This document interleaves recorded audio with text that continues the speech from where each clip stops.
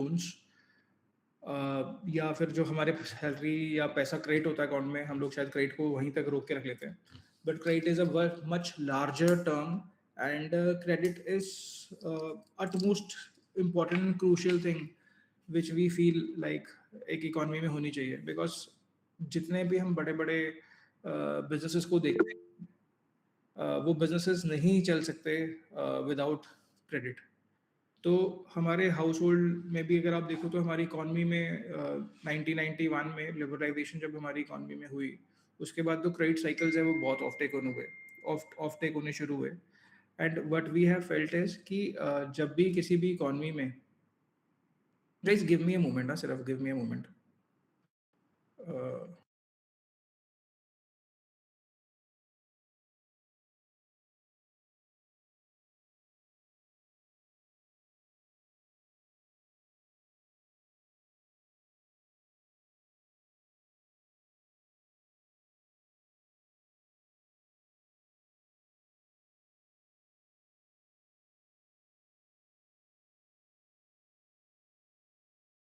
Having trouble in terms of looking at the screen. क्या screen मैंने दोबारा से रीशेयर करता हूँ? I guess then everybody will be able to see it.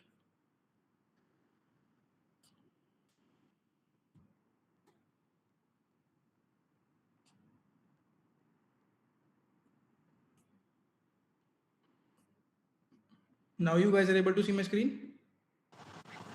No, sir. No. Okay. Yes, sir. Yes. Yes, sir. Few of you are saying yes. Few of you are saying no. Yes. Yes. So majority says yes. If somebody is saying no, then there is some trouble with their internet only. तो हम लोग उस पर wait नहीं करेंगे, but we'll continue from here onwards. So yeah.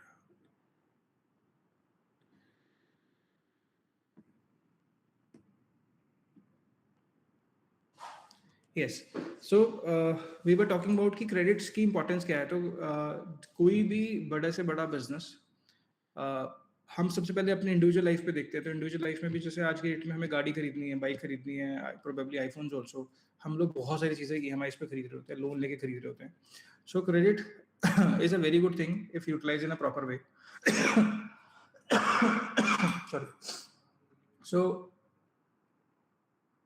हम समझेंगे credit की इंपॉर्टेंस क्या होती है, देन वील अंडरस्टैंड कि कितने टाइप के क्रेडिट होते हैं, और सिक्योर्ड क्रेडिट क्या होता है, अनसिक्योर्ड क्रेडिट क्या होता है, ठीक है, कैसे इंटरेस्ट के मैकेनिक्स काम करते हैं, और रीपेमेंट स्ट्रैटेजीज कैसे होती है. जो लास्ट के 2 सेगमेंट्स है वो probably they are very exciting for all of you, because उससे पहले का बेसिक आपको शायद पता भी होगा, but we'll try to take you guys in depth of it, and the interest mechanics and the repayment strategies will surely gonna excite you. So that part of the session probably will be very, very engaging for all of you. So this is what I've already told you, that we'll be understanding the credit scores also, how credit scores created, different type of debts कैसे काम करते हैं, interest rates different type के कैसे होते हैं, true cost of boring कैसे होती है, क्योंकि हमें सिर्फ इंटरेस्ट रेट समझ आता है जब हम लोन लेते हैं, but we don't understand the true cost of borrowing, what are the repayment strategies, and how we can build a debt repayment plan. जो रीपेमेंट प्लान होते हैं वो यूजुअली हम जब भी कोई भी क्रेडिट लेते हैं तो उसके साथ हमें मिलता है वो रीपेमेंट प्लान, बट हमें अपने हिसाब से, अपनी रिक्वायरमेंट के हिसाब से हमें अपने रीपेमेंट प्लान को कस्टमाइज करना चाहिए, so that we can be in a better control of our credit. So now first of all we are understanding what is credit. So any one of you have any understanding other than this credit? जो मैंने आपको अभी तक बताया, basically आपके में से किसी की कोई अंडरस्टैंडिंग है क्रेडिट को लेके? So anybody wants to contribute onto it? I'm looking for the participation from your side. आप में से किसी की कोई अंडरस्टैंडिंग हो क्रेडिट को लेके, क्रेडिट होता क्या है?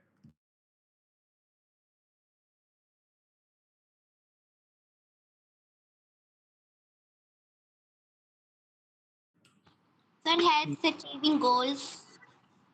Okay, it helps achieving your goals. Okay, perfect. emergencies. Future emergencies. Great great. ठीक है, इमरजेंसीज में भी हमें काम आता है, एब्सोल्युटली करेक्ट, बिल्कुल ठीक है। सो एब्सोल्युटली आपका पर्सपेक्टिव ठीक है। हम लोग अभी थोड़ा सा डिफरेंट डायरेक्शन में भी सोच रहे हैं, बिकॉज तो अभी हम बेसिकली समझ रहे हैं कि क्रेडिट होता ही क्या है। तो जब आप किसी से उधार लेते हो तो वो आपको उधार किस बेसिस पे देता है? आप किसी, जैसे आपको कोई फ्रेंड आपसे पैसे बोरो करने आता है, तो आप उसी इंसान को या अपने उसी फ्रेंड को पैसे देना पसंद करते हो जहां पे आपको पता है ये पैसे हमेशा वापस कर देता है। जिस फ्रेंड ने आपको ऐसा पता हो कि ये पैसे वापस ही नहीं करेगा, आप उसको कभी पैसा वापस नहीं करते हो, पैसा पैसा बोरो नहीं करते हो उसको कभी भी, आप पैसा उधार नहीं देते हो।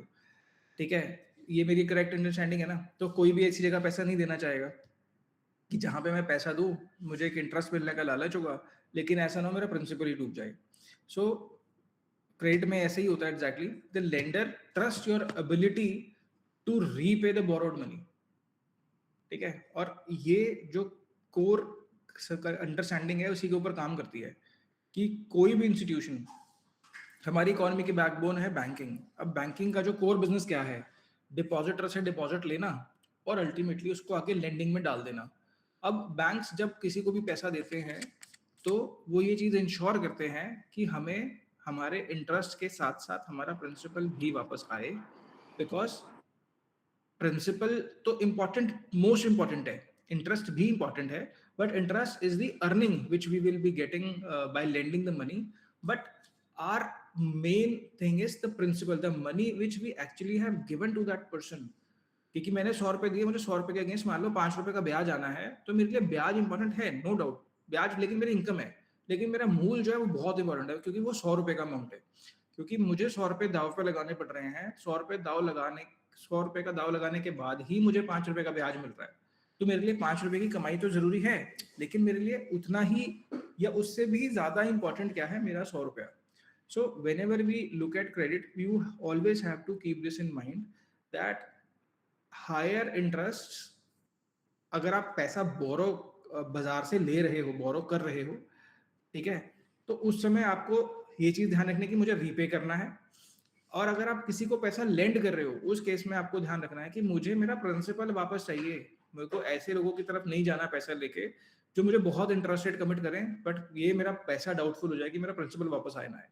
तो ये एक माइंडसेट है, इसके ऊपर हम और डिस्कशन करेंगे अभी इसके बाद। So this is the core idea that credit is a lender's trust in your ability to repay the borrowed money built over the time through consistent behaviors. Where it shows up, rate impacts.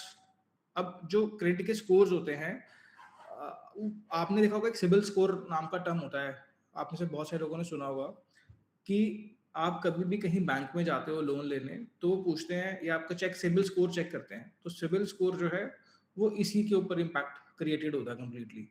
तो कहीं जगह हम India में इसको CIBIL बोलते हैं, कहीं जगह सिर्फ और सिर्फ क्रेडिट, किसी कंट्री में इसको सिर्फ क्रेडिट के नाम से जानते हैं। बट आपका जो सिबिल स्कोर है वो बताता है कि आपको फ्यूचर में कैसे लोन मिलेगा, किस रेट ऑफ इंटरेस्ट पे मिलेगा आपको लोन। और कभी कभार तो कहीं कहीं प्रोफेशंस के अंदर भी सिबिल स्कोर मैटर करता है। तो इसको एक एग्जांपल से समझते हैं। जैसे हमारे यहाँ 900 तक सिबिल जाता है, ठीक है, तो अगर किसी का सिबिल स्कोर 500 है तो उसको लोन ही नहीं मिलता है। ठीक है, अगर किसी का सिबिल स्कोर 800 प्लस है तो उसको लोन भी मिलेगा प्रायोरिटी पे, प्लस उसको जो रेट ऑफ इंटरेस्ट है वो कंपैरेटिवली कम मिलेगा जो जिसका सिबिल स्कोर 700 होगा उससे। If bank is giving a home loan at the rate of 7% to the person जिसका सिबिल स्कोर 800 है, और सेम लोन को अगर बैंक किसी 700 सिबिल स्कोर वाले को देगा, इन दैट केस बैंक उससे 7.5 और 8% भी चार्ज कर सकता है depending upon his repayment history. तो उसकी बहुत ज्यादा इंपॉर्टेंस हो जाती है। जो आपका क्रेडिट का स्कोर है, सिबिल स्कोर जो है, अगर वो कम है तो आपको रेट ऑफ इंटरेस्ट ज्यादा मिलेंगे। अगर आपका क्रेडिट स्कोर ज्यादा है तो आपको रेट ऑफ इंटरेस्ट कम मिलेंगे और आपको प्रेफरेंस भी ज्यादा मिलेगी। तो आपको अपना जो क्रेडिट का स्कोर है उसके ऊपर बहुत ध्यान रखना है कि आपका क्रेडिट स्कोर खराब नहीं होना चाहिए। अब हमारे यहाँ जो सिबिल स्कोर्स होते हैं, वो सिबिल स्कोर कैसे डिज़ाइन करते हैं, उसके अंदर मल्टीपल पैरामीटर्स आते हैं कि रीपेमेंट हिस्ट्री कैसी है, कि पहले जब इस बंदे ने लोन लिया है, उसका जो रीपेमेंट आया वो कैसे आया, वो जितना भी लोन लेता है उसकी क्रेडिट यूटिलाइजेशन कैसे करता है। जैसे ये ज़्यादा एप्लीकेबल हो जाता है क्रेडिट कार्ड्स के शेप में। Let's say somebody have a credit card जिसकी 1 लाख रुपए की लिमिट है और वो 1 लाख का 1 लाख ही कंज्यूम रखता है, तो उसका क्रेडिट सिबिल का स्कोर होगा वो कम होगा। वेयर एज कोई एक ऐसा है क्रेडिट कार्ड का यूजर जिसकी 1 लाख की लिमिट है लेकिन वो 25-30 हज़ार से ज़्यादा यूज़ नहीं करता है, तो उसका रिलेटिव जो सिबिल स्कोर है वो हायर साइड पे होगा। फिर आपका जो लेंथ ऑफ द हिस्ट्री है वो मैटर करती है कि कितना पुराना प्रोफाइल है। अगर किसी ने all of a sudden first time loan लेना है तो ऑब्वियसली उसका सिबिल स्कोर जो है वो मैटर कम कर रहा होता है, मैटर नहीं कर रहा होता बिकॉज़ उसके पास कुछ क्रेडिट की हिस्ट्री नहीं है। क्योंकि उसको प्रेफ़रेंस भी नहीं मिलेगी, रेट ऑफ इंटरेस्ट में भी कोई कन्वीनियंस नहीं मिलेगी। वेयर एज जहाँ पे किसी के पास एक लंबा ट्रैक रिकॉर्ड है 5 साल का, 10 साल का और बहुत अच्छी पेमेंट हिस्ट्रीज भी हैं, तो वहाँ पे उसको प्रेफरेंस मिलती है और आपका प्रोफाइल और स्ट्रॉन्ग नज़र आता है। और कितनी ज़्यादा आप न्यू इंक्वायरीज करते हो उससे भी आपका सिबिल स्कोर इम्पैक्ट होता है। जैसे आजकल हमारे को मल्टीपल ऑफर आते रहते हैं, है ना, फ़ोन पे कि ये एक छोटा-सा इंस्टेंट लोन ले लो, गूगल पे पे ऑफर आता रहता है लोन ले लो। बड़े सारे टेलीकॉलर्स हमें कॉल कर रहे होते हैं कि ये एक लोन का ऑफर है। हमारे पेरेंट्स हमारी फैमिलीज़ में बड़े परेशान रहते हैं, ये बड़ी स्पैम कॉलिंग होती है दैट आप लोन ले लो, लोअर रेट पे लोन ले लो, प्रोसेसिंग फीस ज़ीरो है, लोन ले लो। कभी-कभी कहते हैं कि there is no documentation required, loan ले लो। वो कहते हैं कि प्री अप्रूव्ड ऑफर है आपके अकाउंट पे, आप लोन ले लो। तो अगर आप सब जगह पे येस, येस, येस करते रहते हो और आपकी लोन्स की इंक्वायरी बहुत ज़्यादा है, तभी भी आपका जो सिबिल स्कोर है, जो क्रेडिट स्कोर है, वो कम हो जाता है। तो ये भी इंश्योर करना है कि आपको, जैसे आप आज के डेट में क्रेडिट कार्ड्स का बड़ा टारगेट होता है बैंक्स के अंदर, तो whenever you go to banks, तो बैंकर कहता है क्रेडिट कार्ड बनवा लो, क्रेडिट कार्ड बनवा लो। तो लेट्स से आपके पास एक क्रेडिट कार्ड है, लेकिन आपने 10 जगह क्रेडिट कार्ड की इंक्वायरी कर रखी है इसके अलावा भी, तो हर बार आपके सिबिल स्कोर में वो हिट दिखता है कि आपके सिबिल स्कोर में आपने क्रेडिट कार्ड की इतनी सारी इंक्वायरीज की हुई हैं। इस वजह से भी आपका सिबिल स्कोर जो है इम्पैक्ट हो जाता है। This is true with every kind of loan. अगर आपने 10 जगह इंक्वायरी करके एक जगह से लोन लिया, तो जो 10 इंक्वायरीज हैं वो भी आपके सिबिल में आती हैं और आपका सिबिल स्कोर घटाती हैं। So rather than going to the bank straight away, अपना पैन कार्ड देके इंक्वायरी करने से बेटर है दैट कि हम लोग पहले से ही अपना होमवर्क करें एंड देन वी डिसाइड कि where we want to proceed with our loan. ठीक है। And the last thing is आपका क्रेडिट मिक्स कैसा है, कि आपका लॉन्ग क्रेडिट कितना लेते हो, शॉर्ट क्रेडिट कितना लेते हो, आपका होम लोन कैसे चल रहा है। Everything that matters, that consist, इससे सबसे मिलके क्या बनता है, आपका क्रेडिट स्कोर बन जाता है, जिसको हम सिबिल भी कहते हैं, सिबिल स्कोर। ठीक है। हम एक चीज है जो क्रेडिट स्कोर्स को खराब होने से बचाती है बट करनी नहीं चाहिए। That is specially with the credit cards, that is the minimum due. जहां पे भी अगर आप मिनिमम ड्यू का पेमेंट करते हो, तो वहां पे आपका सिबिल स्कोर खराब नहीं होता, बट आपके लिए पर्सनल लेवल पे बड़ा डैमेजिंग हो जाता है। सो आई होप अभी तक आपको बेसिक जो मैंने ये बताया है ये समझ आ गया हुआ है। अगर इस पर्टिकुलर टॉपिक पे किसी को कि क्रेडिट स्कोर क्या होते हैं और क्रेडिट स्कोर कैसे काम करते हैं, इसमें कोई डाउट है तो बताओ मुझे।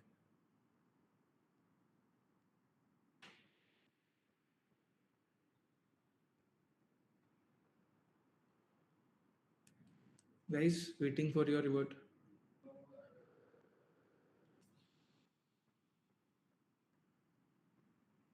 No, everybody says no, no doubt. Okay. Somehow I'm not able to present in a rightful way today.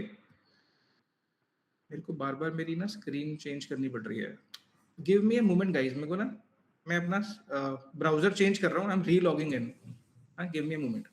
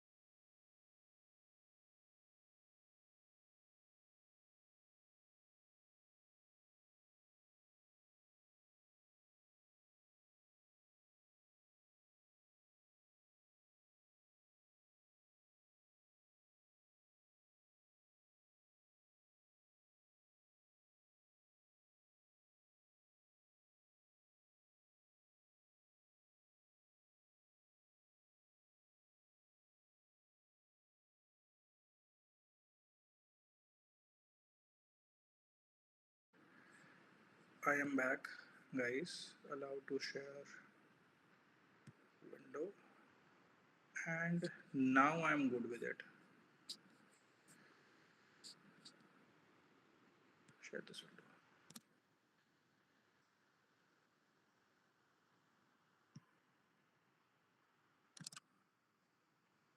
Yes. So now I am in better command of better command of my presentation now. So now I can see your charts as well and your responses as well. Earlier I was not been able to see it. Great. So guys, I hope अभी तक आपको कोई doubt नहीं है यहाँ पे, है ना? Shall we proceed ahead? यहाँ से आगे चलें? Yes. We are moving ahead. So credit scores आपको अंडरस्टैंडिंग हो गई.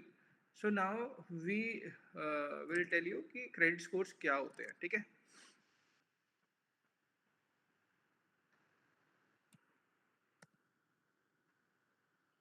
तो एक दो तरह के क्रेडिट मिलते हैं हमें बाजार में. एक तो सिक्योर्ड क्रेडिट होते हैं, एक अनसिक्योर्ड क्रेडिट होते हैं.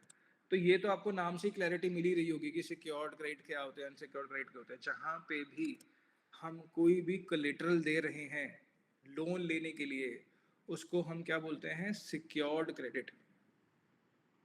करेक्ट. बहुत सिंपल चीज़ है. मान लो मुझे हाउसिंग लोन लेना है, तो मैं अपना house as a collateral bank को दूंगा. बैंक मेरा हाउस प्लेज करेगा और मेरे को उसके अगेंस्ट लोन दे देगा. अगर इन केस मैं अपना डेट रीपे करने में इनकेपेबल रहता हूं, तो then the bank, as it has pledged the asset to give me the loan, has all the right to come and take over that asset from me. इसमें 100% हमें clarity होगी भी, हमें सुना भी होगा एंड आपने शायद पढ़ा भी होगा पास में. बहुत कॉमन है. हम अगर गाड़ी लेते हैं तो गाड़ी हम प्लेज करते हैं.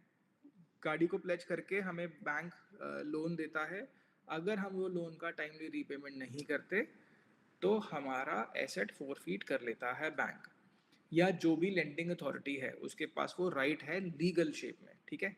तो सिक्योर डेट की क्लैरिटी है आपको. सिक्योर डेट मॉर्गेजेस होती हैं, ऑटो लोन्स होते हैं, ठीक है, मल्टीपल तरह के लोन्स होते हैं. एंड दैट इज आपको जहाँ पे भी कोलेटरल जा रहा है, बड़ा सिंपल है, वो सिक्योर डेट होता है. ठीक है. हमने ये होता है कि यूजुअली जहाँ पे भी आप कोलेटरल दे देते हो, उस केस में जो रेट ऑफ इंटरेस्ट होते हैं वो टिपिकली लोअर होते हैं.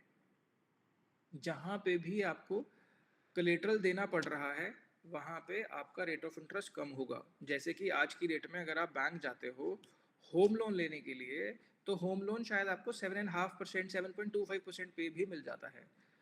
ठीक है. अब सबसे ज़्यादा सिक्योर क्या है? होम. और होम की वैल्यू बढ़ती है, तो इसलिए रेट ऑफ इंटरेस्ट सबसे सस्ता जो होता है वो होम का होता है. अब आप गाड़ी लेने जाते हो तो गाड़ी का लोन शायद 8% पे मिल जाता है. ठीक है. 8-8.5% पे मिल जाता है. अगर आप कोई इलेक्ट्रॉनिक्स लेते हो तो उसका लोन थोड़ा सा और महंगा मिलता है. सो अब उनके रेट ऑफ इंटरेस्ट महंगे इसलिए हो रहे हैं क्योंकि उनको अगर आपकी यूजेज के बाद जब बैंक फॉरफीट करेगा तो उनकी रेजिडुअल वैल्यू कम होगी. वेयर एज घर के केस में घर की रेजिडुअल वैल्यू ज़्यादा होती है जितना भी लोन उसको दिया जाता है. So that is why banks जो है होम लोन पे कम रेट ऑफ इंटरेस्ट चार्ज कर रहा होता है. And the assets like car, two wheeler और प्रोबेबली द अप्लायंसेस, एसीज वगैरह, एवरीथिंग, फर्नीचर एंड एवरीथिंग, उस पर जो रेट ऑफ इंटरेस्ट होता है वो कंपेरेटिवली हायर साइड भी होता है.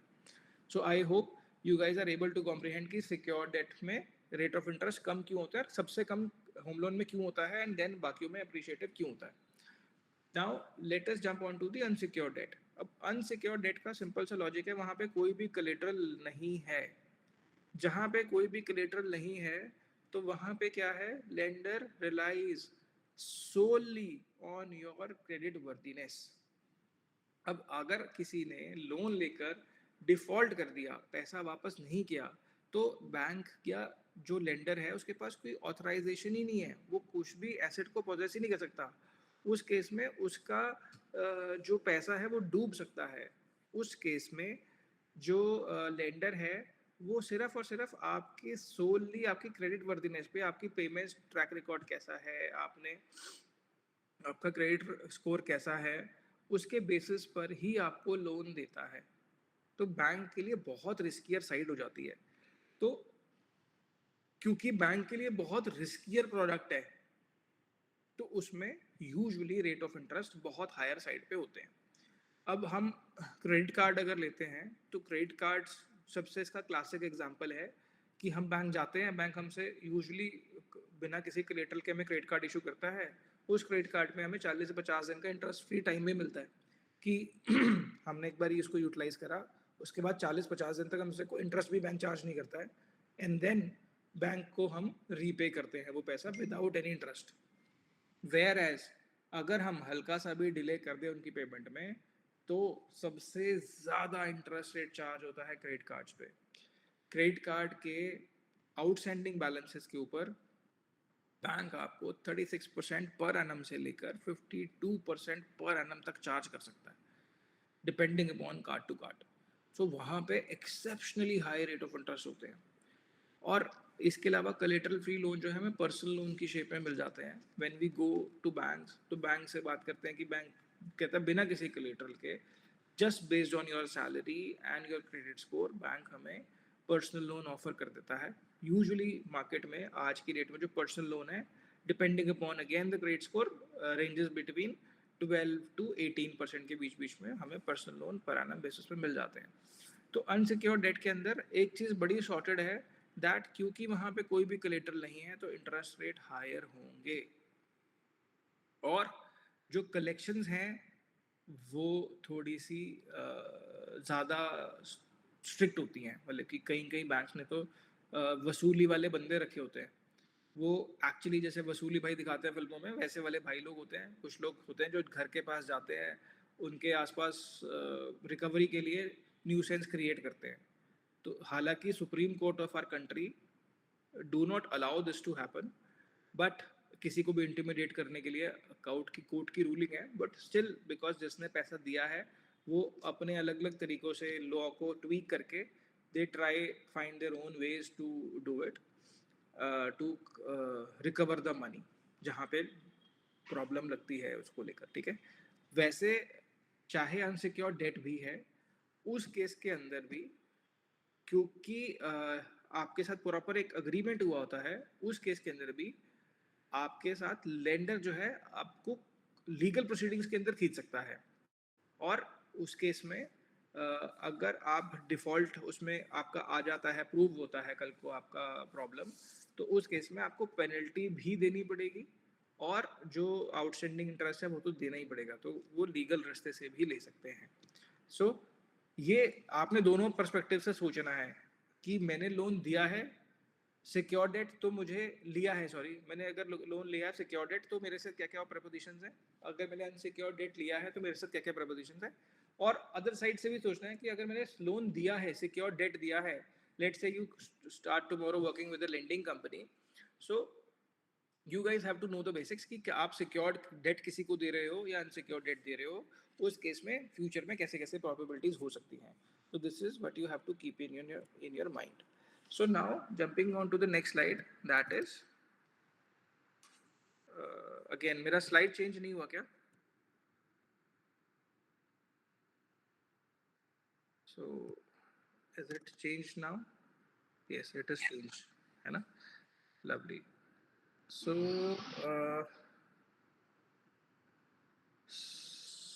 Sahil says not audible.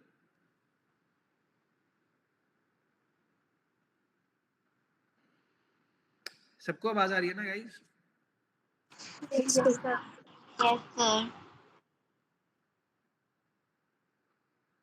Okay, आ रही है, चलो cool. Sahil, there is something wrong with your audio then. हमारी आवाज बाकी सबको जा रही है। चलो, तो अगला जो स्लाइड है वो है interest and the true cost of boring. अब इसका जो की कॉन्सेप्ट है, उसका जो पहला की कॉन्सेप्ट है वो आप लोगों ने मुझे बताना है। What is the first key concept which is written here? Simple with compound. Guys please be loud.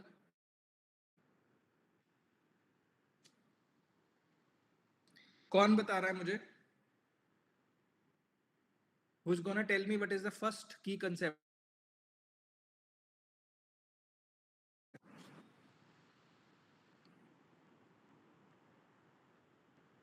Guys, turn on your mic, or should I take a name of someone?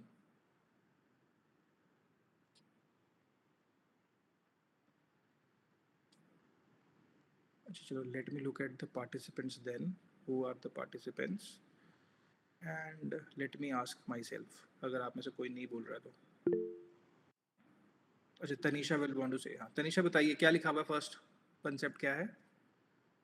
Sir simple interest जो normally charge होता है on the basis of days भी हो सकता है, compound interest monthly annually हो सकता है बेस्ड ऑन 6 मंथ कितने हम मतलब टाइम पीरियड के लिए तनीषा लोन ये तो लेते हैं। सेकंड, तनीषा ये तो सेकंड कॉन्सेप्ट है, फर्स्ट कॉन्सेप्ट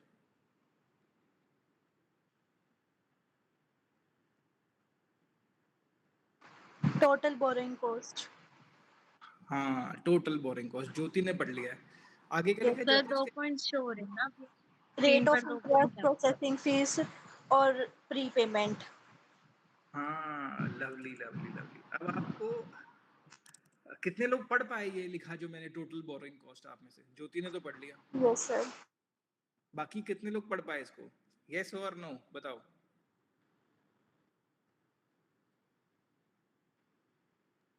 नो, अतुल नहीं पढ़ पाए। रेस्ट बाकी? Yes sir, it's visible now. It is visible now, okay, yes yes. But आप लोगों ने एक चीज नोटिस करनी चाहिए थी कि मैंने इतना छोटा क्यों लिखा है उसको। वाई बताओ? क्योंकि जो बैंक्स होते हैं, जो बड़ी इंस्टीट्यूशन होती हैं, वो भर भर के हमारे पास टर्म्स एंड कंडीशन लेकर आते हैं, और वो इतनी छोटी छोटी लिखी होती हैं कि हम लोग पढ़ने के उसको इतनी जहमत उठाते ही नहीं है कि हम पढ़ें उसको। और सारे के सारे जो दाव पेच है, जो सारे के सारे राइट्स हैं, वो आपसे साइन करवा कर ले लिए जाते हैं द वे ये छोटे छोटे टर्म्स एंड कंडीशन में। सो आपको ये चीज़ को ध्यान रखना है कि सारे टर्म्स एंड कंडीशन आपको पता होने चाहिए। और आज की डेट में तो टर्म्स एंड कंडीशन का ईजियर वर्जन, पहले तो देखो इसमें बहुत ट्रिकी लैंग्वेज और लीगल कॉम्प्लेक्स लैंग्वेजेस लिखी होती हैं। सो आप कुछ कर तो सकते नहीं हो। और ये इंस्टीट्यूशन इतनी स्मार्ट होती है, लेंडिंग इंस्टीट्यूशन, तो वो इंश्योर करती है कि आप ना इस सारे टर्म्स एंड कंडीशन को अग्री नहीं करते हो अगर उनकी, तो वो आपको लेंड भी नहीं करते हैं। तो कंपल्शन हो जाती है कि मुझे हाँ ही करनी है अगर मुझे चाहिए तो, ठीक है। तो हमें, लेकिन कुछ पर्टिकुलर केसेस में वो जो जो अनरेगुलेटेड या कहीं छोटी इंस्टीट्यूशन होती है ना, वो उसको बहुत गलत तरीके से यूटिलाइज करती है। तो इसीलिए if we are dealing with the unregulated kind of institution, then we again have to ensure कि इस तरह की जो छुपी हुई टर्म्स एंड कंडीशन है इनको हम समझ लें, ठीक है, और फिर आगे बढ़े, ठीक है। तो एक कॉन्सेप्ट था, but I will come back to that total borrowing cost.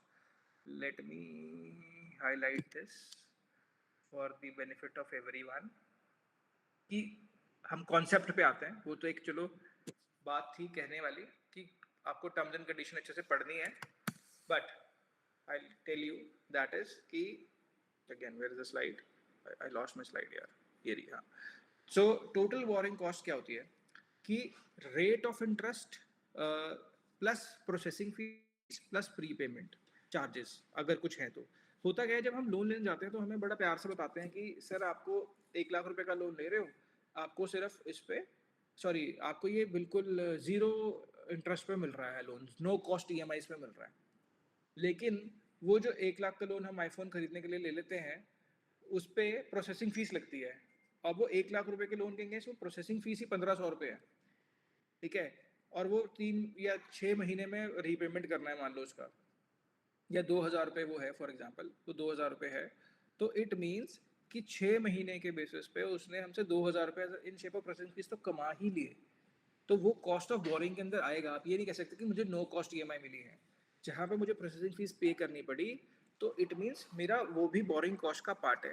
Plus कई केसेस में कुछ लोन्स के अंदर अगर ऐसा टर्म्स एंड कंडीशन होती है कि अगर आप अपने लोन को सेड टेन्योर के लिए लेते हो और उससे पहले क्लोज कर देते हो, तो भी बैंक आपसे या लेंडिंग इंस्टीट्यूशन आपसे पैसा लेती है प्री पेमेंट चार्जेस के नाम पे। वो भी आपकी बोरिंग कॉस्ट का हिस्सा होता है अगर आप प्री पेमेंट कर रहे हो तो, ठीक है।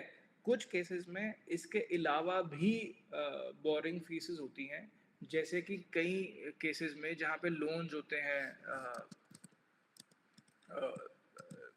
ओवरड्राफ्ट लिमिट्स होती हैं, वहाँ सब में क्या होता है कि एक ना लिमिट के रिन्यूअल चार्जेस होते हैं, आपके लोन रिन्यूअल चार्जेस होते हैं, वो भी बैंक आपसे चार्ज कर रहा होता है कि आपका ये ओडी हमारे साथ चल रही थी, अब इसको हम 2 साल के बाद 1 साल बाद रिन्यू कर रहे हैं, तो लोन का हम रिन्यूअल कर रहे हैं, इसलिए हमें रिन्यूअल चार्जेस भी चाहिए. So every money which bank or the lending institution is taking from you because you have taken the credit for them from them, that is the part of total borrowing cost. So from now onwards, whenever you have to look at the credit, you just don't have to look only on the rate of interest, you have to look at the total borrowing cost which that institution is going to charge from you. I hope this concept is clear because in सब concepts की practical application है, ठीक है? Correct? Guys got it? Concept of total borrowing cost. Yes, sir. Yes, sir. Lovely. बढ़िया. तो अभी हम लोग क्या करते हैं, अगले कॉन्सेप्ट पे चलते हैं, that is simple versus compound. तो अब जब हम लोन लेते हैं ना, तो वहाँ पे जो हमारा बैलेंस, कुछ लोन होते हैं वो बोलते हैं कि हम आपको 5% फ्लैट रेट ऑफ इंटरेस्ट पे लोन दे रहे हैं. और इसको हम किसी एग्जांपल से कोट करता हूँ, I will quote it other way. Yes, चलो ठीक है. अब मान लो मुझे एक बाइक खरीदनी है, ठीक है? अब मुझे एक बाइक खरीदनी है, तो मैं बाइक खरीदने के लिए बाइक वाले शोरूम में जाता हूँ. Let's say I want to buy a Royal Enfield. तो रॉयल इनफील्ड आती है लगभग 2.5 से 3 लाख रुपए की. लेट्स से 3 लाख रुपए का प्राइस है रॉयल इनफील्ड का, ठीक है? तो मैंने कहा कि मैं 100% सॉरी मैं 50,000 rupees out of my pocket पे करूंगा, 2.5 लाख रुपीज का लोन लूंगा, क्रेडिट लूंगा. तो वहां पे एक बंदा खड़ा है, वो कहता है कि सर आपको 2.5 लाख रुपए का लोन लेना है, अमेजिंग, कोई प्रॉब्लम नहीं है, मैं आपको अभी लोन करके देता हूँ.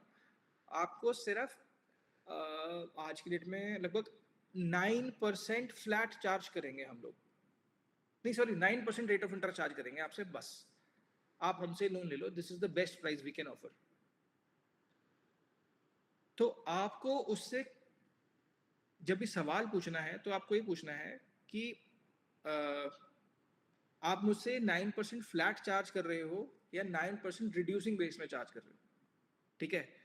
इसको पहले आप लोगों से क्वेश्चन पूछता हूँ, फिर आपको इसका डिफरेंस बताऊंगा. तो लेट से हम उस बाइक वाले के पास गए, वहां पे शोरूम में 2 लोग खड़े हैं. एक कहता है कि सर मैं आपको लोन दे रहा हूँ 9% रेट ऑफ इंटरेस्ट पे, ठीक है? 9% फ्लैट रेट ऑफ इंटरेस्ट पे. वेयर एज एक और बंदा वहां पे खड़ा है शोरूम के अंदर ही, जो कह रहा है कि मैं आपको लोन दे रहा हूँ 12% रिड्यूसिंग रेट ऑफ इंटरेस्ट पे. तो आप किसके ऊपर से लोन लेना पसंद करोगे? वहां पे 2 लोग हैं जब आप लोन लेने गए. Let me reframe my question once again. 1 person standing on the dealership, जिसने आपको अटेंड किया था सबसे पहले, ही सेड कि सर मैं आपको ये 2.5 लाख रुपए का loan 9% flat rate of interest पे देता हूँ, अभी के अभी प्रोसेसिंग करके देता हूँ, ठीक है? Whereas the other guy said कि मैं आपको 12% रिड्यूसिंग रेट ऑफ इंटरेस्ट पे देता हूँ लोन, लेकिन मुझे प्रोसेसिंग करने में 1 दिन लगेगा, ठीक है? तो आप क्या प्रेफर करोगे, कहाँ से लेना चाहिए, कौन सा लोन लेना चाहिए दोनों में से? Reducing You guys, balance. who said reducing? Divyanshu?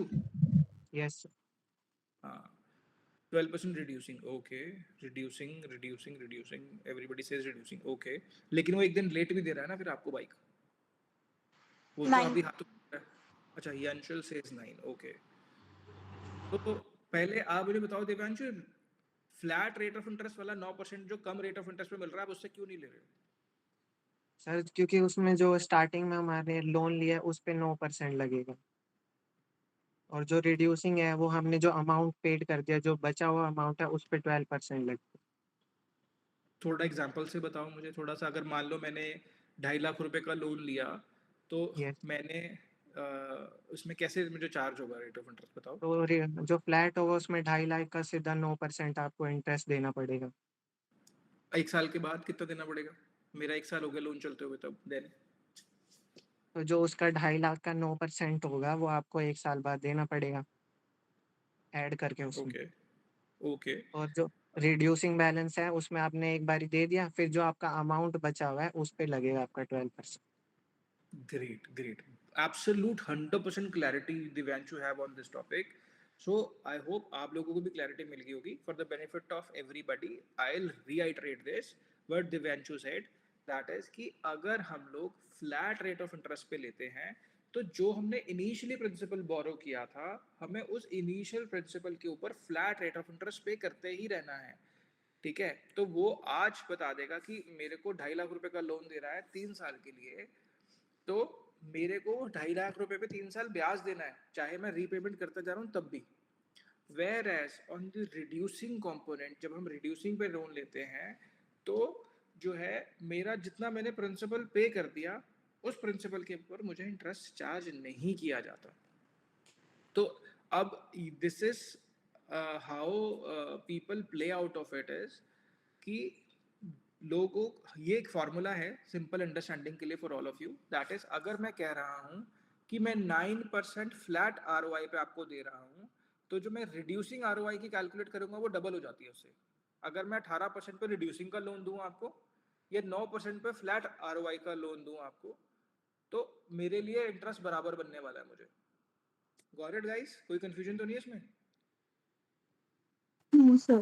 No, sir. No ना, एब्सोल्युटली करेक्ट.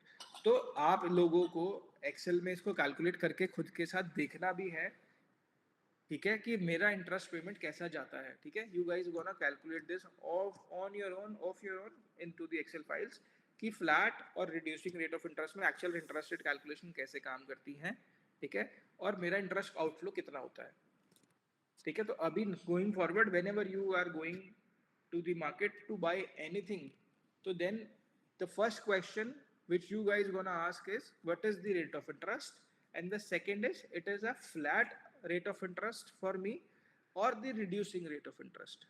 ठीक है, इसकी क्लैरिटी लेना आपको before buying anything on the loan is utmost crucial. Second topic is which we are about to touch is simple versus compound interest. ठीक है, sorry ये तो हमने कवर ही कर दिया, फ्लैट और रिड्यूसिंग से सिंपल सिंपल कवर हो जाता है. ठीक है, जहाँ पे सिंपल है कहाँ पे कंपाउंड है.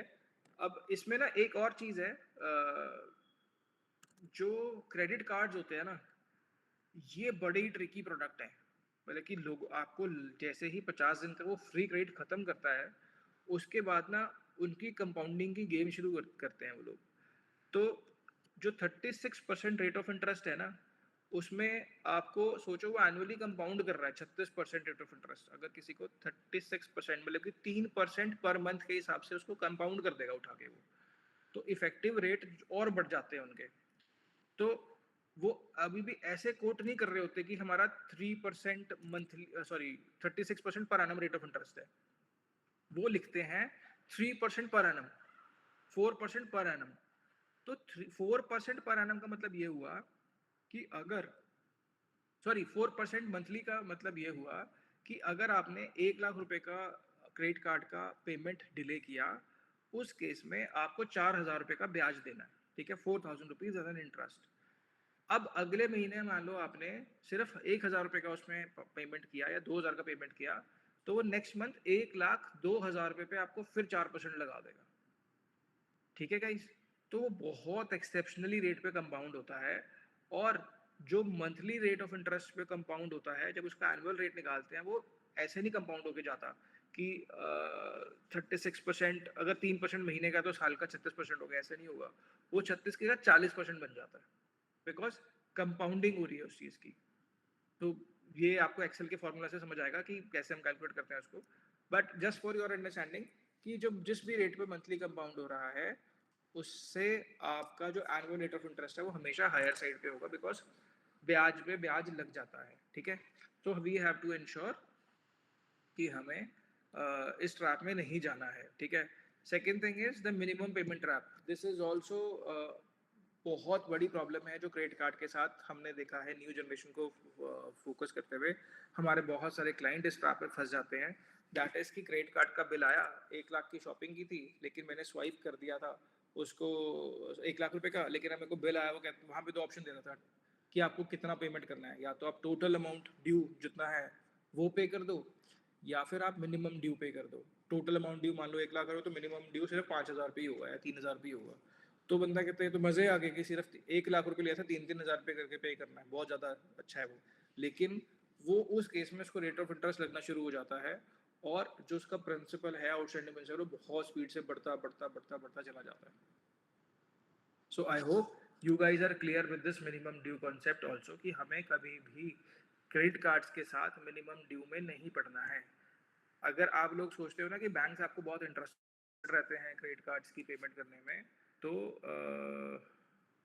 मैं आपको ये चीज़ इन्फॉर्म कर दूं कि बैंक्स चाहते हैं कि किसी ना किसी बार आप फंसोगे। बैंक ये जानते हैं अच्छे से कि किसी ना किसी एक बार आप मिनिमम ड्यू के चक्कर में फंस जाओगे, जहाँ पे आप अपनी पॉकेट जितना आपको अलाउ करती है उससे ज़्यादा लोन ले लोगे या ज़्यादा स्वाइप कर दोगे, पे नहीं कर पाओगे, बैंक कमाई कर लेगा वहाँ पे। So that is why these companies, this is how these companies make money. तभी तो इतने सारे ऑफर्स देते हैं आपको। आपको पता है जैसे SBI कार्ड करके एक कंपनी है जो स्टॉक मार्केट में लिस्टेड है। तो SBI बैंक का एक यूनिट है which is separately listed into the stock market, SBI cards करके। उनका काम ही क्रेडिट कार्ड देना है लोगों को, कोर काम है, और वो इतना प्रॉफिटेबल बिजनेस है उनके लिए कि वो स्टॉक मार्केट में लिस्टेड है। तो now I hope you guys understood the importance of not paying minimum due, कि minimum due नहीं देना, मैं total amount due pay करना है। Got it? It is a highly profitable business for the lending companies. So आपको अगर एक product बेचना है फिर अलग तरीके से सोचना है, बट अगर आप कंज्यूमर हो तो अलग तरीके से सोचना है। I hope this you guys have a clarity of it. Got it? Yes, sir. Yes. Great. चलो, let us move on to the another slide. So ये जो है ना, as the entire session was very interesting, जो है चीज़ें काम की हैं, बट ये जो है ना, ये और ज़्यादा important है topic for you all of you guys. That is कि अगर किसी ने लोन ले लिया है, ठीक है, तो अब लोन में क्या होता है, कुछ लोग जो है डेट के ना ट्रैप में आ जाते हैं।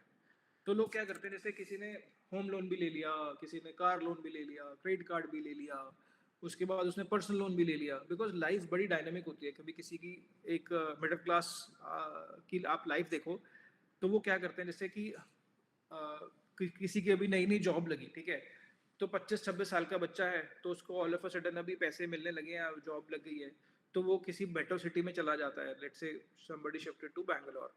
अब वो बैंगलोर गया, उसको फॉर एग्जांपल 1 लाख रुपए पर मंथ सैलरी मिलती है, तब वो उसको लेकिन एस्पिरेशन है कि I want to buy iPhone, तो आईफोन खरीद लेता है EMI पे। फिर उसकी एस्पिरेशन है कि मैंने इतना अब अचीव किया कुछ लाइफ में, मैं पेरेंट्स से तो फैमिली से पैसे नहीं मांगूंगा, तो I want to rent an apartment completely on my own, मुझे क्योंकि मेरे को सैलरी मिलती है तो घर वालों से पैसे क्यों लेने हैं। देन उसकी एस्पिरेशन, मुझे कार भी खरीदनी है, ठीक है, मुझे ट्रैवल करने भी जाना है, तो 1 साल के अंदर अंदर उसको कार भी खरीदनी है, उसको ट्रैवल करने भी जाना है, अपना घर भी रेंट, घर का रेंट भी देना है, ग्रॉसरी भी डालनी है, डे टू डे एक्सपेंसेस भी करने हैं, आईफोन भी खरीदना है, एवरीथिंग। सो जब ये सारे के सारे चीज़ें हमें करनी है, तो हम क्या कर रहे हैं, पैसे तो सैलरी इतने ही आ रहे हैं, खर्चे ज़्यादा कर रहे हैं, तो हम लोग लोन लेना शुरू करते हैं। तो मैंने EMI पर आईफोन ले लिया, मैंने अभी ओवरसीज ट्रैवल कर जाना था, मैंने क्या किया, पर्सनल लोन ले लिया, और पर्सनल लोन के साथ मैं घूमने चला गया। आई हैव डिसाइडेड कि मुझे कार भी लेनी है, तो मैंने कार रेट ऑफ इंटरेस्ट पे कार भी ले ली। तो क्या होता है, मल्टीपल डेट्स बनने शुरू हो जाते हैं। फिर मैं शॉपिंग करने गया, तो मैंने क्रेडिट कार्ड पे और शॉपिंग कर दी। तो अभी क्या हुआ, मेरे इनफ्लो जितने आ रहे हैं, मेरा आउटफ्लो से बढ़ गया हुआ है, कि मेरे पैसे मुझे सैलरी के कम आ रहे हैं, वैरा जो मेरी मंथली लाइबिलिटी है in terms of the outgoings for the EMIs has gone up to the roof. तो मेरे को क्या होता है, मैं डेट के ट्रैप के अंदर आ जाता हूँ। जब मैं डेट के ट्रैप के अंदर आ जाता हूँ, तो फिर बड़ा मुश्किल हो जाता है वहाँ से निकलना, बिकॉज अब हर महीने जो है मुझे पैसे देने में, मेरे ग्रॉसरी के खर्चे के लिए, मेरे बेसिक रूटीन के लिए पैसा नहीं बचता है। तो उस केस में हमें डेट कैसे रीपे करना चाहिए, या ऑन एन एवरेज भी हमें किस तरीके से अपने डेट को लेकर चलना चाहिए, हम इसकी बात करते हैं यहाँ पे, कि क्या क्या बेसिक मेथड्स होते हैं जिनको आप यूज करके अपने डेट की रीपेमेंट को डिजाइन कर सकते हो, एंड यू गाइस कैन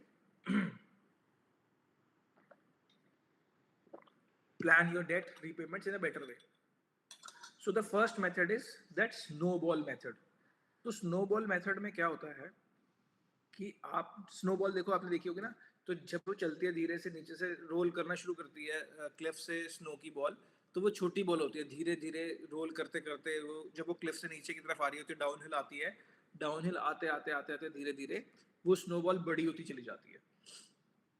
तो इसके अंदर भी हम ऐसे ही करते हैं कि हमारे पास जो भी मंथली इनकम आ रही है उसमें से मेरे जो जो बड़े बड़े लोन्स हैं, मैं उन लोन्स को अभी छोड़ता हूँ। लेट्स से मेरे पास एक क्रेडिट कार्ड का लोन है, मेरे पास मेरा आईफोन का लोन है, मेरे पास मेरा कार लोन है, एंड देन मेरे पास एक पर्सनल लोन है, एंड देन मेरे पास कार लोन है, ठीक है। तो मुझे सबसे पहले क्या करना है, सबसे छोटा लोन खत्म करना है। लेट्स से कि मेरा क्रेडिट कार्ड पे आउटस्टैंडिंग जो है that is 50,000 rupees. So what I'll do is I'll cut all my unnecessary expenses and pay off my credit card first. Once मेरा क्रेडिट कार्ड खत्म हो गया, then I have only pending 3 loans.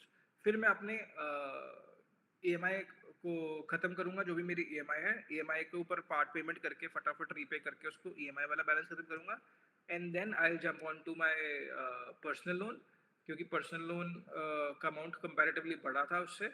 उसके बाद ही मैं अपने लास्ट लोन के ऊपर आऊंगा, ठीक है। सो दिस छोटे लोन को पहले खत्म करेंगे, धीरे धीरे धीरे धीरे हम अपने बड़े लोन की तरफ जाएंगे। तो इससे एडवांटेज क्या होता है, फिजिकल साइकोलॉजिकल मोमेंटम मिल जाता है कि यस आई एम, जैसे इमीडिएट ग्रेटिफिकेशन मिलना शुरू हो जाता है कि yes I have achieved something, और आई एम विनिंग। जैसे विन विन, जैसे आपका 4 लोन थे, 4 में से आपने एक लोन खत्म करा, फिर अगला लोन खत्म करा, एक मोमेंटम मिलता है आपको। तो ये क्विक विंस जो है वो आपके मोटिवेशन को बूस्ट करती हैं, बिकॉज डेट ट्रैप के अंदर जब बंदा फंस जाता है तो वहां से निकलना बड़ा मुश्किल होता है, ठीक है।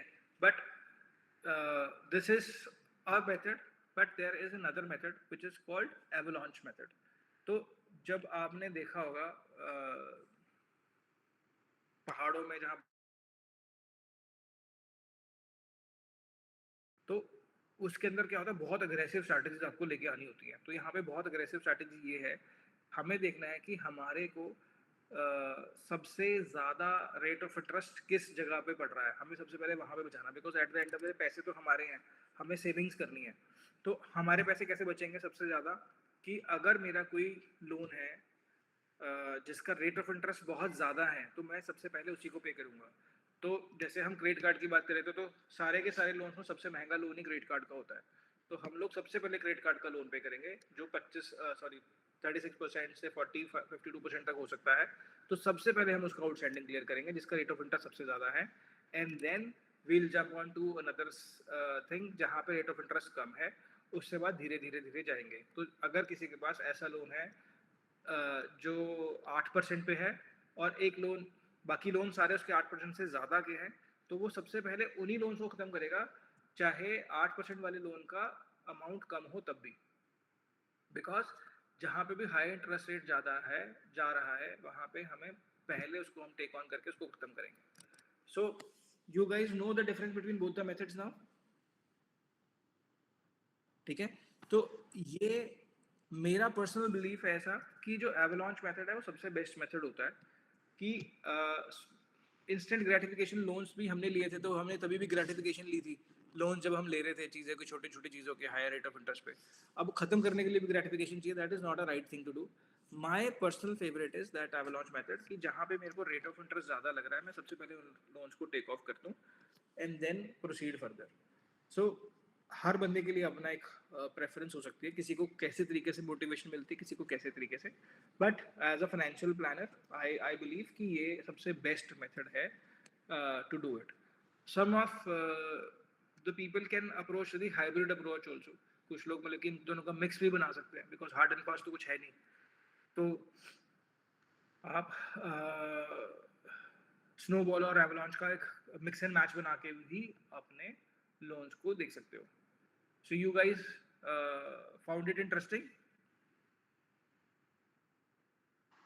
आप वैसे किसी ने सुना थे पहले दोनों मेथड के? No sir. No, sir. No, sir. Right. So ये मेथड जो है अपने पास आप नोट करके भी रखो, ठीक है, because I hope you guys are making parallel notes of these things also, because all these things are the things which you guys can implement into your day-to-day routines and in your day-to-day lives. ठीक है? उसके बाद हमने I forgot that मैंने यहाँ पे sheet की थी, तो ये एक शीट के साथ भी हमने यहाँ पे ऐसे किया हुआ है, जैसे कि 3 डेट प्रैक्टिसेस है। अगर किसी का लोन है 1,20,000 का, उसका ROI जो है 36% है और उसका मिनिमम पेमेंट 3600 है। एक पर्सनल लोन है जिसका 5 लाख रुपीस का बैलेंस है, जिसका ROI 15% है और minimum payment is 11,895 for 5 years। अगर किसी का हाउसिंग लोन है 15 लाख रुपए का 8% के ऊपर, जिसकी EMI आ रही है 13,482 रुपये 15 साल के लिए। ठीक है, so now you guys can implement a snowball strategy and Avalon strategy. तो स्नोबॉल के अंदर जो है, क्योंकि क्रेडिट कार्ड का अमाउंट सबसे छोटा है, तो यहाँ पे इसीलिए क्रेडिट कार्ड फर्स्ट नंबर पे आ रहा है। ठीक है, तो इसलिए आप सबसे पहले क्रेडिट कार्ड को पे करोगे and then you will pay off the personal loan and then look forward to housing loan. Whereas in the avalanche method again, क्योंकि हाईएस्ट रेट ऑफ इंटरेस्ट जो है हमारे एक्चुअली एग्जांपल में क्या हुआ है कि रेट ऑफ इंटरेस्ट और जो आउटस्टैंडिंग बैलेंस है वो ऐसे है, इसको if we will do it that way then the story will be different. अगर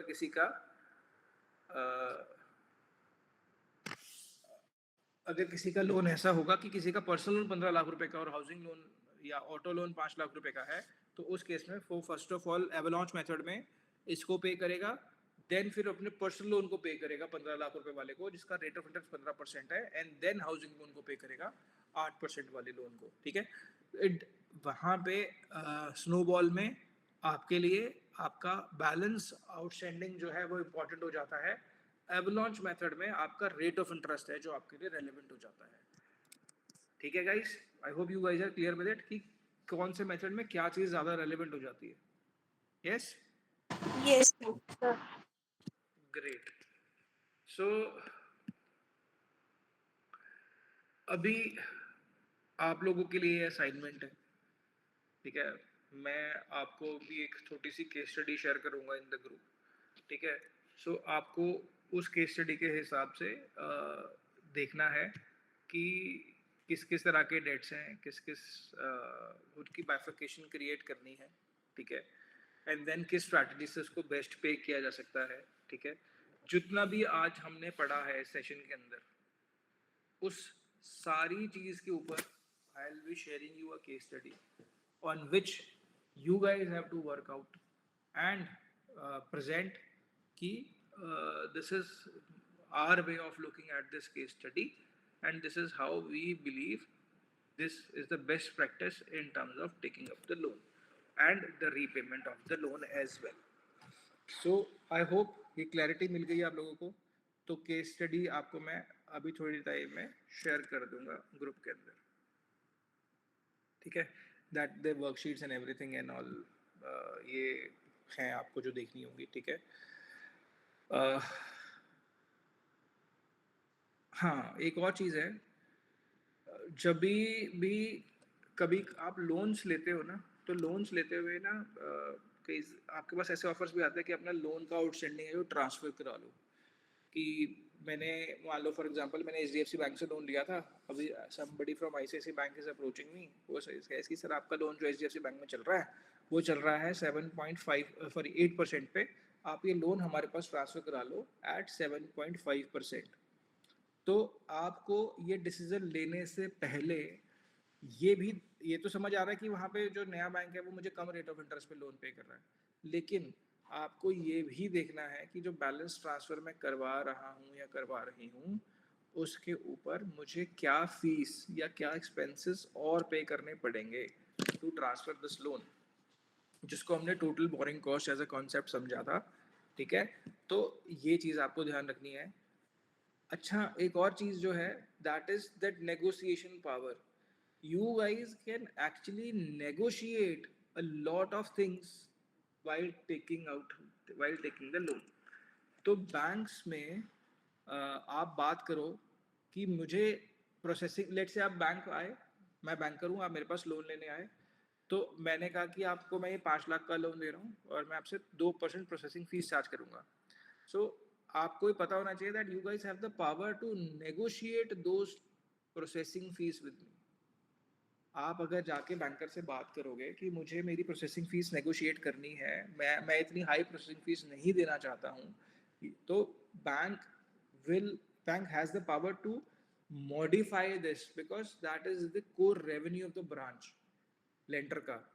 तो अगर आपका सिबिल स्कोर अच्छा है, आपके क्रेडिट पेमेंट्स की हिस्ट्री बहुत अच्छी है किसी पर्टिकुलर इंस्टीट्यूशन के साथ, तो you guys can negotiate on the processing fees as well as the rate of interest. जो बड़े बड़े बिजनेस ओनर्स होते हैं, जब वो हज़ारों करोड़ रुपए के लोन लेते हैं, तो वो ऐसे नहीं कहते कि हाँ जी किस रेट पे रेट ऑफ इंटरेस्ट दोगे आप हमें. वो क्या करते हैं, वो कहते हैं कि मेरे को ये लेट से 1000 करोड़ रुपीज़ का लोन चाहिए, तो 1000 करोड़ रुपीज़ का लोन आप मुझे किस रेट पे देने वाले हो ये बताओ. तो वो कहेगा जी मैं आपको 7 पे देता हूँ. वो कहेगा नहीं, मेरे को तो 6.5 पे ही चाहिए. तो वो उसके साथ नेगोशिएशन करते हैं to bring the cost of borrowing down as much as possible, because the larger your requirement is, the more options you will be having, and when you will be having more options, then you will be having more capacity, more power to negotiate them with the lender. Fine, समझ आ गई आपको that you guys have the negotiation powers as well while discussing your rate of interest, while discussing your processing fees. ठीक है.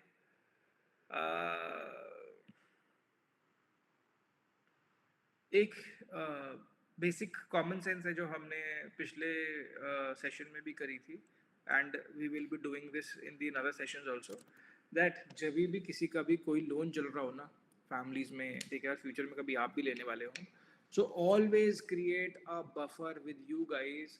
अगले 3 महीने की EMI हमेशा अपने पास बफर में रखना, बिकॉज किसी भी रीजन से अगर आपकी EMI बाउंस हो जाती है, your CIBIL scores will badly affected, and आपका एक चेक बाउंस, आपका एक लेट पेमेंट आपके सिबिल स्कोर्स में, आपके क्रेडिट स्कोर्स में 5 साल तक इम्पैक्ट दिखाता है.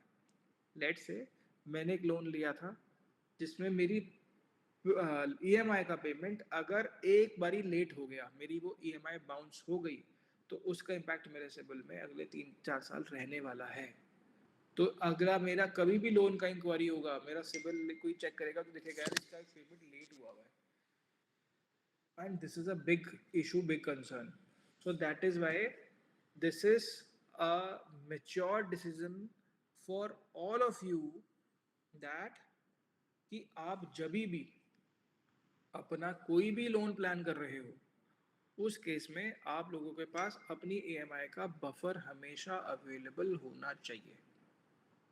फाइन, 3 महीने का बफर हमेशा अपने हर लोन की EMIs पे लेकर रखना.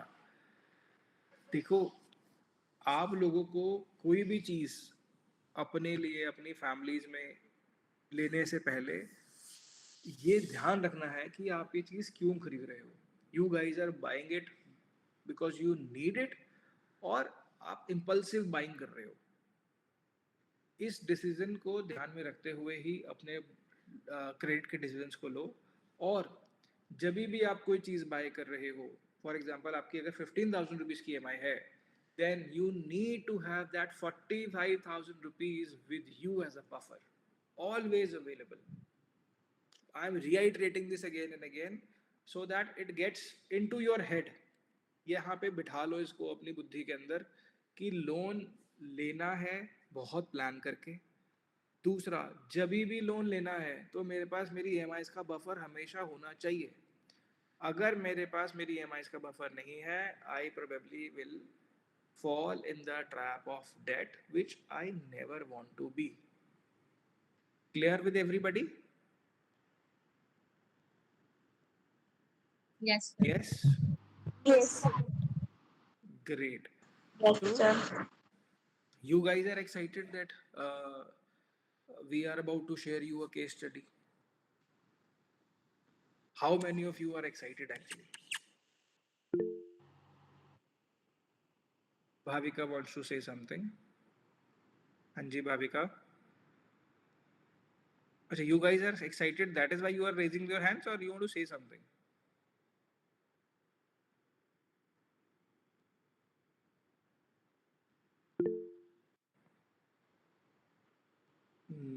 Bhavika means that you are not excited about the case study. Tanisha, okay. So देखो guys, whether you guys are excited or not, we have to do it. ये तो करनी है हमें. तो अपनी excitement जिसको नहीं भी हो रही है ना, तो excitement build कर लो, because that will surely gonna help all of you to build your basic understanding on the credits, and you guys gonna do exceptionally well with your personal finance. देखो मेरा एक belief है जो मैं carry करता हूँ अपने साथ, and which I believe आप सबको भी carry करना चाहिए अपने साथ. That is कि किसी का भला हो ना हो, ठीक है, किसी का भला हो ना हो, मेरा भला होना चाहिए, है ना. तो ये सब कुछ जो मैं ज्ञान आज इकट्ठा कर रहा हूँ ना, इस ज्ञान के साथ अगर मेरा भला नहीं हो पा रहा तो किसी का भला हो भी नहीं पाएगा, because every charity begins from home. अच्छी हैबिट्स खुद से शुरू होती है. तो ये जो कॉन्सेप्ट्स आप इन सेशंस के साथ कर रहे हो, that surely gonna help you in your careers, that is for sure. But one thing is more important for all of you, that is कि ये सारी चीजें आपको पर्सनली हेल्प करने ही वाली हैं. करियर में हेल्प हो सकता है किसी का 20% करे, 30% करे, 40% करे, 50% करे, बट एक चीज तो 100% श्योर है ना कि 100% ये चीज आपके पर्सनली काम में आने वाली है. So make sure that you guys grasp all the necessary things whatsoever we are telling to you, and ensure the practical implementation of it. ठीक है. So how many of you have completed that budget exercise जो मैंने आपको share करी थी? Okay. One says, Bhavika says yes, yes, yes. Garima says yes. Divyanshu says yes, yes, yes, yes. अच्छा, I don't know. Somebody reached out to me and said कि वो graph काम नहीं कर रहा है. Doesn't matter ग्राफ काम कर रहा है कि नहीं कर रहा. The point is कि आपको वो बजटिंग करने का तरीका समझना पड़ेगा, and try to implement this at your families also. ठीक है. अगर आप अपनी families के साथ भी डिस्कस करोगे, that will be helpful for you.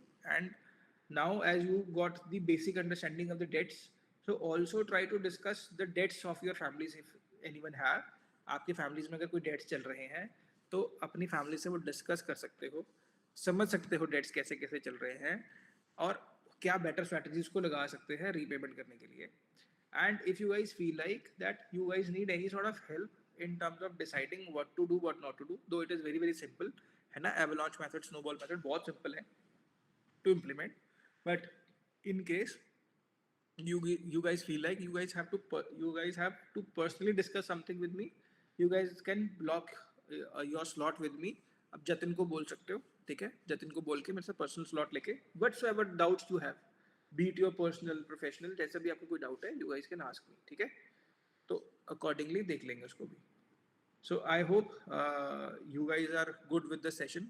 And now what we'll be doing is that telling you the teams, the groups which we are creating for you, and then the presentations will be happening based on those groups only. ठीक है. So on Monday, the next session we have lined up for you guys on Monday. So on Monday we are trying to bring a chartered accountant, practicing chartered accountant in front of all of you, and he will be telling us more about the credit thing. अभी तो मैंने आपको बहुत basic चीजें बताई credit के बारे में. तो he will be taking you through on the credit things as well as on taxation, basic know-how of taxation. So this session which we are trying to conduct is offline in your college. So hopefully that the timings of the session will surely be sharing with you. That guy has to travel all the way from probably 100-150 kilometre travel करके उनको आना है आपसे मिलने. So I'll ensure, but that session will be happening somewhere around 10:30 only. ठीक है. That session will be happening on Monday and in college only. So next session will not be held online. Okay, fine, good. So I hope you guys have taken notes as well during the sessions.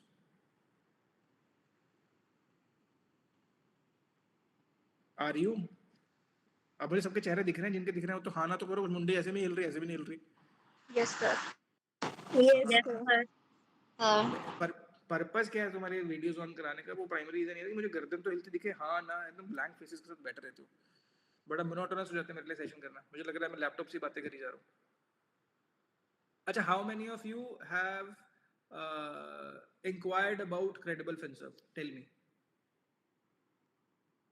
आपको हमने group में सबसे पहले welcome message भेजा था, उसमें लिखा था क्रेडिबल फिनसर्व की वेबसाइट डाली थी, भाविका ने किया है, थैंक यू सो मच। बाकी में से किसी ने किया कि नहीं किया? किस कंपनी में इंटर्नशिप कर रहे हो? ओके, ज्योति ने भी किया है, ग्रेट। अतुल ने किया है, ओके। गरिमा ने भी किया है। बाकी लोग क्यों नहीं कर रहे हैं भाई? मिशिका ने भी किया है, ओके। लेकिन कैसे भी किसी को भी कभी किसी कंपनी में इंटरव्यू भी देने जाओगे ना फ्यूचर में, ऐसे में चले जाना कि बिना कंपनी के बारे में पढ़े हुए। और तुमने तो इंटर्नशिप ज्वाइन कर ली कंपनी के साथ, तो फ्यूचर में सबसे पहला काम करो कि at least know something about us, what we do. आपके पास हमारी, कल को कोई तुमसे पूछ ले किस कंपनी में इंटर्नशिप करके आए हो, क्या सर पता नहीं कौन सी कंपनी थी, आई हमें बता के चलेगी, है ना? इंटरव्यू देने जाओगे क्या, तो पहले तो तुम इंटरव्यू के लिए एलिजिबल नहीं हो, कल को इस इंटर्नशिप को अपने सीवीज में लिखोगे ना, तो कोई पूछ लेगा क्या करती थी कंपनी, तो तुम्हें पता ही नहीं होगा क्या करती थी कंपनी। आए थे कॉलेज में, हमें पढ़ाया, बड़ा मजा आया, और उसके बाद हमें सर्टिफिकेट मिल गया था जी, हम बहुत खुश हैं इस बात से, कंपनी का काम हमें पता नहीं क्या था। So at least inquire, because you guys have to know what kind of businesses are actually happening in the market. Because आप एक बिजनेस को समझोगे तो आपका फ्यूचर प्रोस्पेक्ट समझ आएगा कि आपको कैसी कंपनी के साथ काम की तरफ, किस फील्ड में आपको एक्सपैंड करना है, आपको हराइजन भी तो एक्सपैंड करना है ना अपने। So go guys, surf our website, ठीक है? वहाँ पे हमारे किन किन वर्टिकल्स में हम काम करते हैं उसको समझो, and then you guys can bring in your questions as well, because what I am thinking is कि आप लोगों के क्वेश्चंस नहीं आ रहे हैं, you guys are just joining in the sessions, और फिर बिना क्वेश्चंस के आप ऐसे मोनोटोनसली चले जाते हो। So create your questions, ask questions, है ना? We want to help you to get a better insights what is happening in the industry also. It is not about giving you the ज्ञान, यहाँ पे सेशन पे ज्ञान दे दिया, insights तो build करने हैं ना, प्रैक्टिकल एक्सपोजर चाहिए ना, प्रैक्टिकल एक्सपोजर चाहिए ना कि नहीं चाहिए? Yes, sir. अगर प्रैक्टिकल एक्सपोजर चाहिए तो guys learn more about us, and also how many of you, अच्छा किसी ने करा ही नहीं होगा, चलो, so but check out our social media handles also, ठीक है? हम लोग बहुत रेगुलर बेसिस पे कंटेंट पोस्ट करते हैं सोशल मीडिया पे, ठीक है? तो सोशल मीडिया पे what sort of content we are bringing in for our clients, हम अपने क्लाइंट के साथ कैसी कम्युनिकेशन कर रहे हैं, at least watch out that space also, because that communication will be adding lot of value to you guys, how you should be looking at the finance, ठीक है? देखो आज की डेट में ना there is lot of population on social media which is posting lot of content, but बहुत सारे population जो ऐसे हैं जो प्रैक्टिसिंग नहीं है। जो बंदा खुद प्रैक्टिस नहीं कर रहा है ना, उसका जो ज्ञान है ना वो बहुत डिफरेंट है, प्रैक्टिकलिटी से बहुत दूर हो जाता है। So what we are trying to build in is a community of the investors जिनको जो प्रैक्टिकल, हम लोग प्रैक्टिशनर है ना, we have to follow lot of compliances also। जो प्रैक्टिशनर जब बात कोई बोलेगा तो उसका ज़्यादा इम्पैक्ट होता है हमेशा, और वो प्रैक्टिकल भी होती है। So I want all of you to look out for our social media handles also, and then consume that content also. So what is happening in the markets, what is happening in, आप लोगों के लिए एक special session करेंगे हम लोग जियो politics के ऊपर भी, that is a bonus and buffer, ठीक है? That is my favourite topic, so I will be doing it for all of you, so that will be happening for you guys. And वो basic insight समझने के लिए जियो politics में, अब आपको जैसे गरिमा हर बारी, दिव्यांश आई गेस नहीं, मैं गरिमा नहीं, वो शायद भाविका इज रेजिंग हेड्स ना अगेन एंड अगेन, उसी तरीके से आप मुझे ना ऐसे रेज करके बताओ कि कितने लोग आप में से जियो पॉलिटिक्स में इंटरेस्टेड हो, कितने लोग सुनते हो जियो पॉलिटिक्स को? मेरे को ऐसे हैंड रेज चाहिए आपके, जैसे केशव ने किया है, अतुल ने किया है, ऐसे दबे, गरिमा ने किया, ज्योति ने किया है, मिशिका ने किया है, okay okay okay okay okay, अच्छा, केशव का नहीं मानेंगे बिकॉज केशव ने हाथ नहीं केशव का कैमरा ऑन नहीं, so that is why we are not considering Keshav का हैंड्स अप है. सो जियोपॉलिटिक्स पे अच्छा नाउ अभी हम कंज्यूम करते हैं. नाइस बैकग्राउंड केशव, अच्छा बैकग्राउंड है. इनवाइट करो हमें भी गेम खेलने के लिए वहां पे. सो हम लोग क्या करेंगे, जियोपॉलिटिक्स सेशन करेंगे and I will tell you how probably things are looking in at the global front, है ना, and will be having fun on that session also. ठीक है. सो फॉर नाउ बहुत सारा ज्ञान हो गया after the session also. So see you guys on Monday. I would love to have your queries, your questions on the last two sessions which we had. And that's it for now. If you guys want to say anything, the floor is open for 1 minute. Rather 3 minutes we have. हम पूरे 12 बजे conclude कर देंगे. बताओ अगर आप में से किसी ने कुछ कहना है. Anything, any suggestion, any feedback?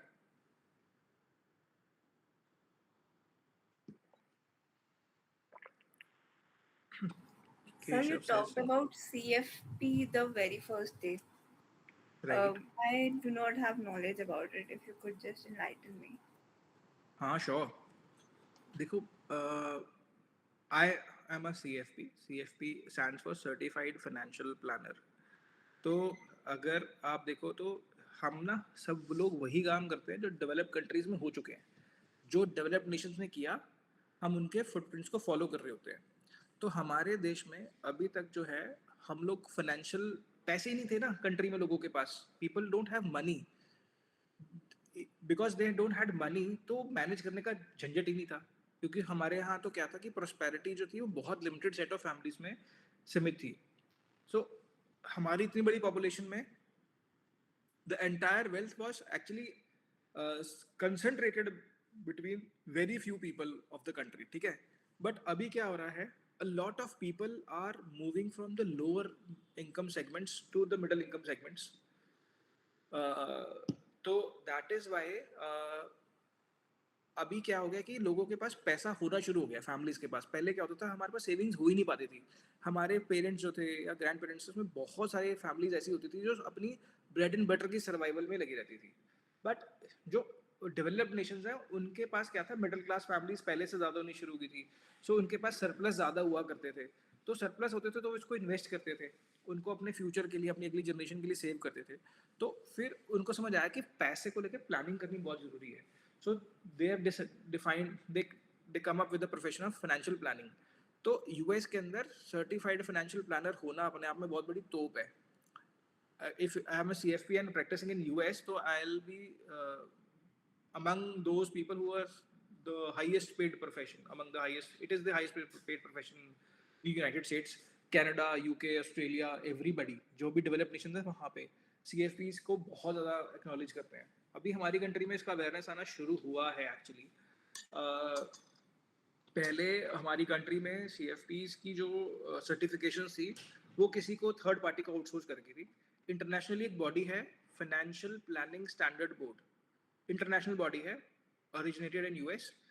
तो उस बॉडी ने ये सर्टिफिकेशन को बिल्ड किया है और पहले उसने इस प्रोग्राम को यहाँ आउटसोर्स भी कर रखा था इंडिया में. But few years ago they take on over the reins in their hand and now they are helping the aspirants to become a CFP with their criteria and everything. तो जब आप एक CFP बनते हो तो then you guys can actually help clients to create plans for them, financial plans for themselves. And financial planning के अंदर we talk about estate planning. Estate planning you guys know, will writing services and everything. Then we guide clients on tax planning, how they can efficiently plan their taxation, कि कैसे उनका tax best तरीके से manage हो सकता है बिना tax evade किए, without evading tax. Tax evasion के बिना how they can save tax, उनका टैक्स बर्डन रिडक्शन कैसे हो सकता है. We help clients on to the retirement planning also. ठीक है. तो रिटायरमेंट प्लानिंग किस तरीके से करनी चाहिए, at what age you guys should be retiring, what is the right way to look at retirement, how much finances you will be needing, adjusting the inflation and the financial responsibility. ठीक है. So ये लोग में हम काम करते हैं. We help clients in terms of building their investments, किस किस जगह उनको इन्वेस्टमेंट करना चाहिए. सो ये anything and everything which is related to the personal finance, a certified financial planner has the ability as well as the knowledge as well as the certification to help the client to achieve that mindset. At this point in time, when I am talking to you, this particular profession is very much limited with the people who have the wealth management background. जैसे मेरा wealth management background था, तो मैंने CFP किया because it is a value add for me to help talk to my clients and bring broader more perspective to them. ठीक है, जैसे आपके पास CA करने का एक प्रोफेशन है ना, आपने पढ़ाई करी, CA कर ली, चार्टर्ड अकाउंटेंसी, उसमें क्या है, एक्सपर्टीज क्या है, अकाउंटेंसी एंड टैक्सेशन. ठीक है, तो यहाँ पे एक्सपर्टेंसी क्या है, यहाँ पे एक्सपर्टीज किस चीज़ की है, फाइनेंशियल प्लानिंग की. ऐसी एक प्रोफेशन होता है CFA, चार्टर्ड फाइनेंशियल एनालिस्ट.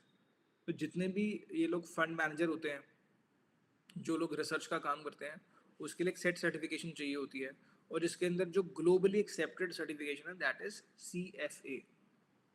आप में से कितने लोगों ने सुना CFA के बारे में, पहले नहीं सुना है ना. तो this is also career domain. Okay, Sandhya ने सुना है CFA के बारे में.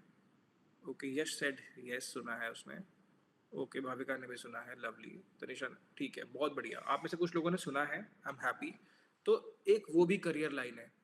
और आज की डेट में पता क्या हो गया है, बिकॉज बहुत सारी चीज़ें ग्लोबलाइज हो गई हैं, तो आपको ग्लोबल प्रोफेशन की तरफ देखना भी चाहिए. तो जो भी ग्लोबल प्रोफेशंस होंगे that will be surely adding lot of value to you guys. तो CFA भी है एक, CFP भी है एक. ठीक है, एंड बहुत सारे और भी हैं probably, but for the time being this is what I hope. Bhavika, आपके क्वेश्चन का आंसर मिला आपको? Yes, sir. Thank you, sir. Welcome ji, welcome. Anybody else have a question? No, है ना. तो चलो, let us conclude this session for now, and would like to see you guys on Monday, and surely sharing you the case study so that you guys can have good time at the weekend. बड़े मजे करना weekend पे case study बनाते हुए. मेरी कोई case study नहीं बनानी, तुम्हें बनानी है सबको. Bye bye.